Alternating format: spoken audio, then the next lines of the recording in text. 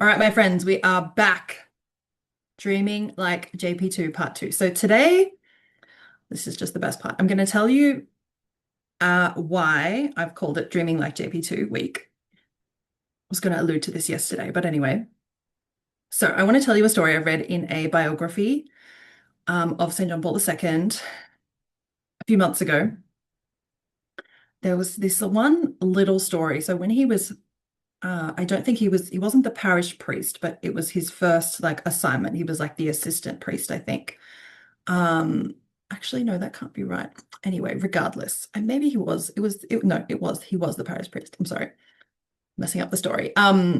So first parish priest assignment. He wasn't there for very long, this tiny little parish in a town in Poland.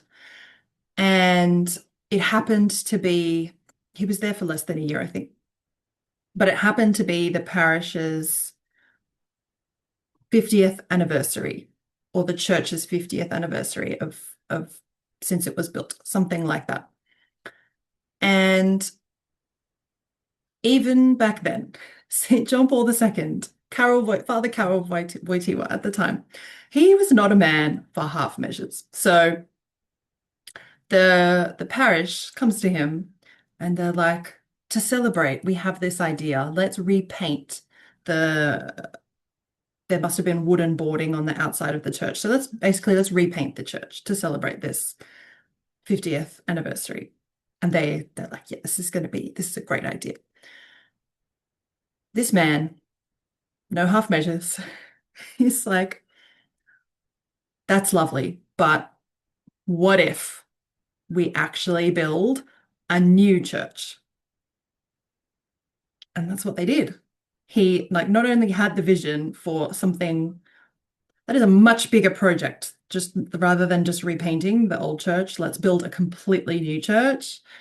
But they did it because he was a man of action. He had the vision and then he like got everybody on board from what they thought was going to be a simple thing to this much bigger, more complicated project. He got them all on board, enrolled them in the vision, and made it happen.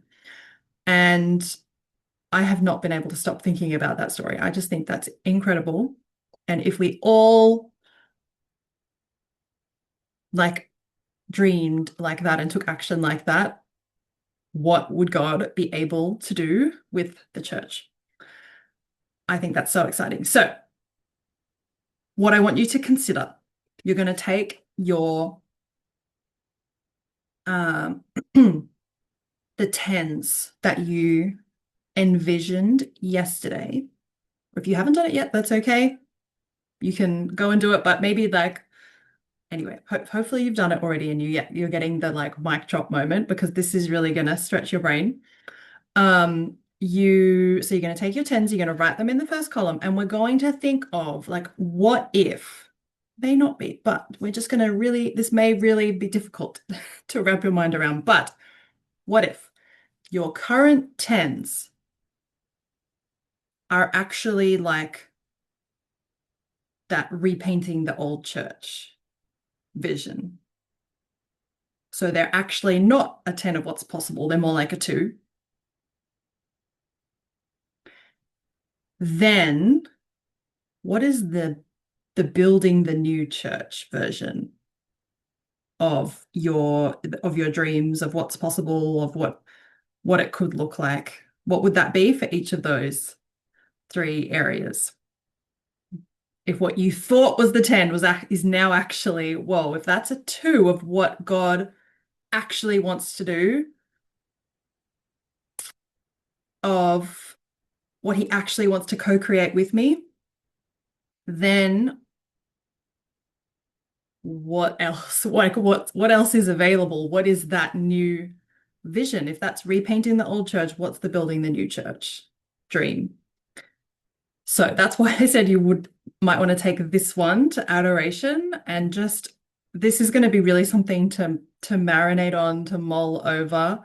But I think it like I just think God has so much more in store for us than what we can even imagine right now. And we know that's true of heaven, but I think that's true of now as well. Like made us for abundant life. And we just have such a small idea of what that is. And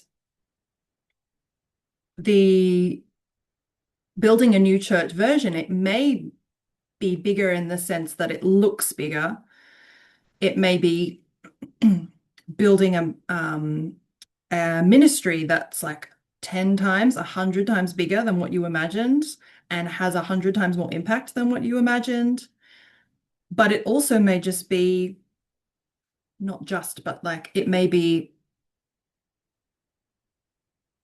bigger on the inside, like who you become, the amount of love that you're able to receive from God and pour into others. So just be open to whatever way the Lord wants to expand your vision, as it were. It could be the more external, quote unquote, external things that we may want to label as worldly sometimes. But like, God does want us to build tangible things in the world, but it also may be we have small ideas of what's possible in our interior life with him. So have fun contemplating this. I can't wait to hear what the Lord reveals to you. And this is really it's something, it's what he's revealing to you and also what you're revealing to yourself of yourself, what your dreams really are. And then this all becomes an opportunity just to, like, I think desires are conversation starters with God. So every one of these ideas is an opportunity, an invitation from the Lord to like dialogue with him, to have it. Now, like, imagine the fruitfulness of this, of praying about this and having a conversation about this, as opposed to what we often do, which is just, Lord, whatever you want. And now you're going to bring to him like, hey, Lord, these are my ideas. This is what's on my heart. This is what I'm yearning for. This is what I think would be really cool. What do you think about that? Now we're having a really fruitful, beautiful, robust, intimacy deepening conversation with him, which I think is amazing. So happy dreaming with the Lord. And I'll see you for the final video tomorrow. God bless.